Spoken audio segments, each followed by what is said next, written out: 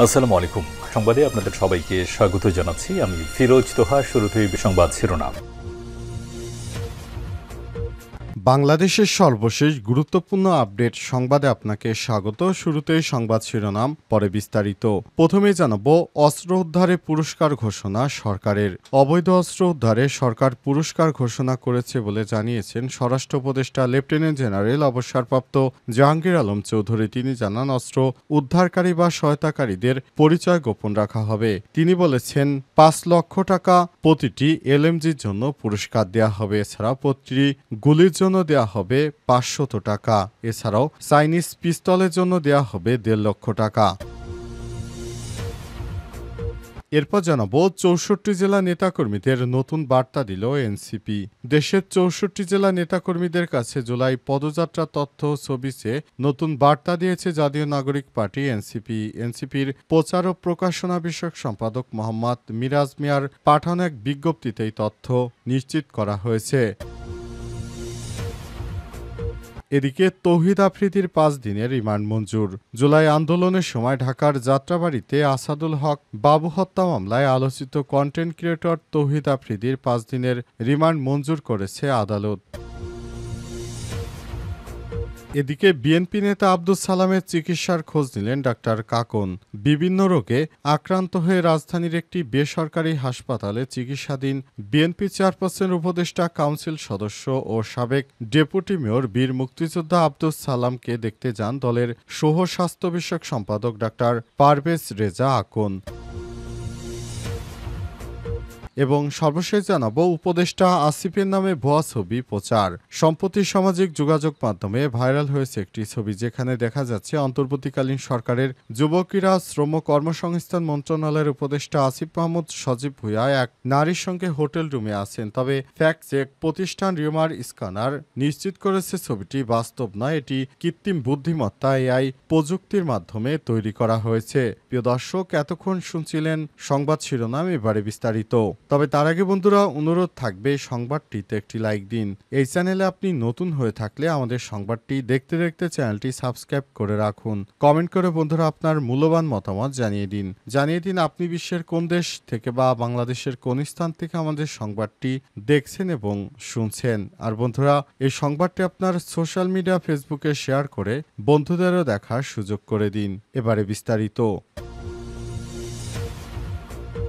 অস্ত্র উদ্ধারে পুরস্কার ঘোষণা সরকারের। অবৈধ অস্ত্র উদ্ধারে সরকার পুরস্কার ঘোষণা করেছে বলে জানিয়েছেন স্বরাষ্ট্র উপদেষ্টা লেফটেন্যান্ট জেনারেল অবসরপ্রাপ্ত মোহাম্মদ জাহাঙ্গীর আলম চৌধুরী। তিনি জানান, অস্ত্র উদ্ধারকারী বা সহায়তাকারীদের পরিচয় গোপন রাখবে প্রশাসন। প্রশাসনের পক্ষ থেকে আপনাদেরকে নির্দিষ্ট আকারে পুরস্কার পৌঁছে দেওয়া হবে। স্বরাষ্ট্র উপদেষ্টা বলেছেন, অবৈধ অস্ত্র উদ্ধারে ৫০০ টাকা থেকে ১.৫ লক্ষ টাকা পর্যন্ত পুরস্কার পাওয়ার সুযোগ রয়েছে। প্রতিটি গুলির জন্য ৫০০ টাকা এলএমজি, ৫ লক্ষ টাকা চায়না রাইফেল, ১ লক্ষ টাকা এসএমজি, ১,৫০,০০০ টাকা পিস্তল ও শটগানের উদ্ধারে ৫০,০০০ টাকা পুরস্কার দেওয়া হবে। এর আগে নির্বাচনের আগেই লুট হওয়া সব অস্ত্র উদ্ধার করা হবে বলে জানান স্বরাষ্ট্র উপদেষ্টা লেফটেন্যান্ট জেনারেল অবসরপ্রাপ্ত জাহাঙ্গীর আলম চৌধুরী। গত ২৩ আগস্ট বাংলাদেশ কৃষি উন্নয়ন কর্পোরেশন বিএডিসি হিমাগার কেন্দ্র, ব্রিজ পরীক্ষাগার ও সবজি বীজ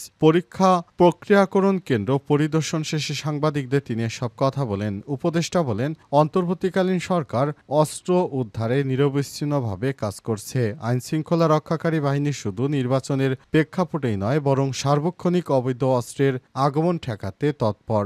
বর্তমানে সীমান্তে অনেক বেশি সুরক্ষিত। তিনি আরও বলেন, জনগণ যদি নির্বাচনের পক্ষে ঐক্যবদ্ধ থাকে তবে কোনো ষড়যন্ত্রই সফল হবে না। প্রধান উপদেষ্টা অধ্যাপক ডক্টর মোহাম্মদ ইউনূস যে সময় ফেব্রুয়ারিতে জাতীয় নির্বাচনের কথা বলেছেন, সেই অনুযায়ী সকল প্রস্তুতি নেওয়া হয়েছে।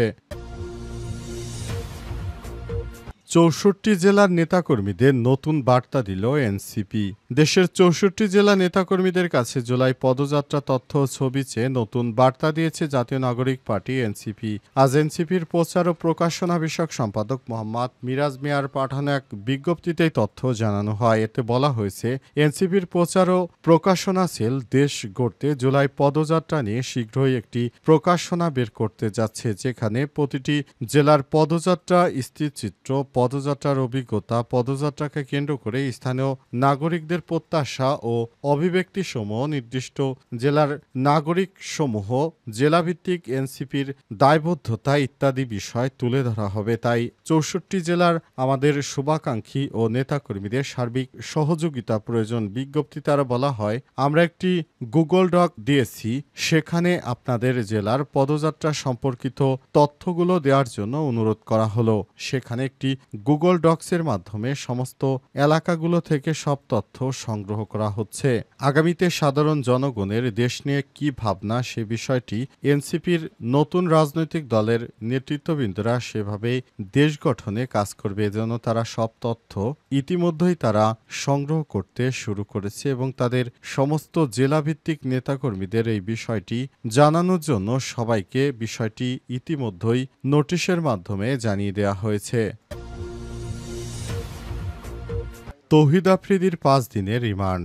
জুলাই আন্দোলনের সময় ঢাকার যাত্রাবাড়ীতে আসাদুল হক বাবু হত্যা মামলায় আলোচিত কন্টেন্ট ক্রিয়েটর তৌহিদ আফ্রিদিকে ৫ দিনের রিমান্ড মঞ্জুর করেছে আদালত। সোমবার ২৫ আগস্ট বেলা ২টা ২৫ মিনিটে তাকে আদালতে হাজির করে সিএমএম কোর্টের হাজতখানায় রাখা হয়। পরে বিকেলে শুনানি শেষে ঢাকার মেট্রোপলিটন ম্যাজিস্ট্রেট সারা ফারজান হক আসামি তৌহিদ আফ্রিদির ৫ দিনের রিমান্ড মঞ্জুর করেছেন। এর আগে মামলার তদন্ত কর্মকর্তা পুলিশ পরিদর্শক খান মোহাম্মদ এরফান তৌহিদ আফ্রিদির ৭ দিনের রিমান্ড আবেদন করেন। এর আগে রোববার ২৪ আগস্ট রাতে বরিশাল থেকে তৌহিদ আফ্রিদিকে গ্রেপ্তার করে সিআইডি পুলিশ। এদিকে এই মামলায় গত ১৭ আগস্ট রাজধানীর গুলশান থেকে তৌহিদ আফ্রিদির বাবা বেসরকারি টিভি চ্যানেল মাই টিভির চেয়ারম্যান নাসির উদ্দিন সাথীকে গ্রেপ্তার করা হয়। পরদিন তাকে এই মামলায় ৩ দিনের রিমান্ড মঞ্জুর করে আদালত। রিমান্ড শেষে গত ২৩ আগস্ট নাসিরকে কারাগারে পাঠানো হয়েছে। মামলার সূত্র থেকে জানা গেছে, জুলাই আন্দোলন চলাকালে গত বছরের ৫ আগস্ট যাত্রাবাড়ী থানাধীন পাকা রাস্তার উপর আন্দোলনে অংশ নিয়ে গুলিবিদ্ধ হয়ে মারা যায় আসাদুজ্জামান হক বাবু। এই ঘটনায় নিহতর বাবা জয়নুল আবেদিন সাবেক প্রধানমন্ত্রী হাসিনা সহ ২৫ জনকে আসামি করে মামলা করেন। এই মামলায় নাসির উদ্দিন সাথী ২২ নম্বর এবং তার ছেলে তৌহিদ আফ্রিদি ১১ নম্বর এজাহার নামীয় আসামি। আর বর্তমানে তাকে গ্রেপ্তারের পর ৫ দিনের রিমান্ডের আবেদন করে এবং অবশেষে তার রিমান্ড মঞ্জুর করেছে আদালত। বিএনপি নেতা আব্দুস সালামের চিকিৎসার খোঁজ নিলেন ডাক্তার কাকন। বিভিন্ন রোগে আক্রান্ত হয়ে রাজধানীর একটি বেসরকারি হাসপাতালে চিকিৎসাধীন বিএনপির চেয়ারপারসনের উপদেষ্টা কাউন্সিলের সদস্য সাবেক ডেপুটি মেয়র বীর মুক্তিযোদ্ধা আব্দুস সালামকে দেখতে যান দলের সহ স্বাস্থ্য বিষয়ক সম্পাদক ডাক্তার পারভেজ রেজা আকন। রাতে হাসপাতালে গিয়ে তিনি আব্দুস সালামের শারীরিক অবস্থা ও চিকিৎসার খোঁজখবর নেন। ডাক্তার পারভেজ রেজা আকন বলেন, বর্তমানে আব্দুস সালামের শারীরিক অবস্থায় স্থিতিশীল রয়েছে। তিনি এবং তার পরিবার দেশবাসীর কাছে দ্রুত রোগ মুক্তির জন্য দোয়া কামনা করেছেন।